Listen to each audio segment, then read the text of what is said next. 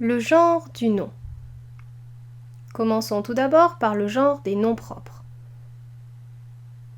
Alors, c'est assez simple de reconnaître chacun des genres.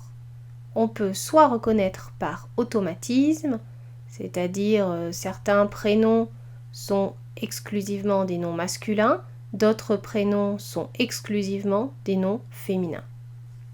Pierre est un nom masculin, Marie est un nom féminin, par exemple.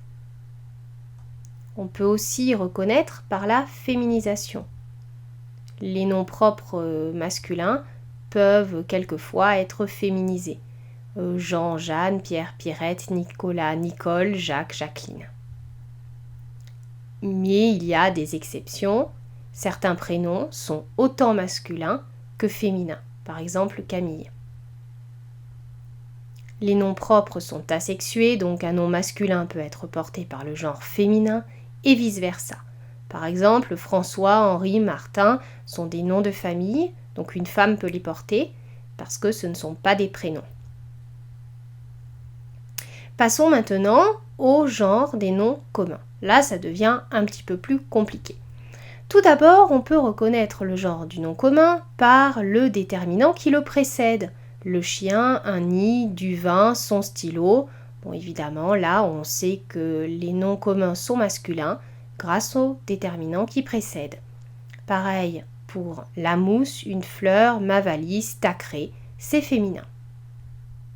Il existe également des noms qui n'ont ni féminin ni masculin, mais qui se distinguent par le déterminant que l'on place devant eux. On peut dire un enfant ou une enfant, le ministre, la ministre, un automobiliste, une automobiliste, un secrétaire, une secrétaire. On peut reconnaître les noms communs par la féminisation. Les deux genres peuvent se distinguer grâce à la féminisation du masculin. Acteur devient actrice au féminin, infirmier, infirmière, bohémien, bohémienne, marchand, marchande, musicien, musicienne, poète, poétesse, époux, épouse. Passons maintenant aux exceptions. Il y a certains noms qui sont totalement différents au masculin et au féminin. Cheval, jument, frère, sœur, neveu, nièce, oncle, tante, père, mère, garçon, fille, homme, femme, cerf, biche, canard, canne. Il y a des noms masculins pour lesquels beaucoup de gens se trompent de genre. On dit un agrume, un amalgame, un antidote, un antipode, un aparté, un aft, un apogée, un art, un astérisque, un augure, un cep, un effluve, un éloge, un emblème, un en-tête, un entracte, un équinoxe, un exode, un interstice, un intervalle, un méandre, un média, un obélisque, un opuscule, un pastiche, des pénates, c'est masculin, un pétale, un planisphère, un rail, un tentacule. Et au féminin, on dit l'acné.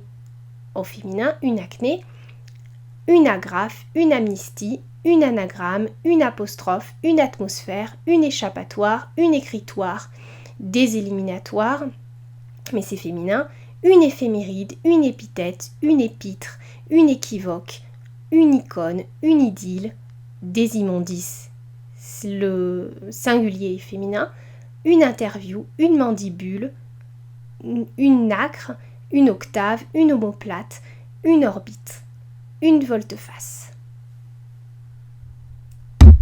Pour conclure, le genre des noms, on a le nom propre qui se distingue par automatisme, qui peut aussi être asexué, ou encore le masculin peut être féminisé, et on a le nom commun pour lequel la reconnaissance se fait par le déterminant, où il y a féminisation du nom masculin en nom féminin.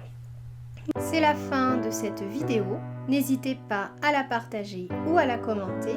Vous pouvez me retrouver sur mon site internet, sur Facebook ou encore me soutenir sur Tipeee. À bientôt!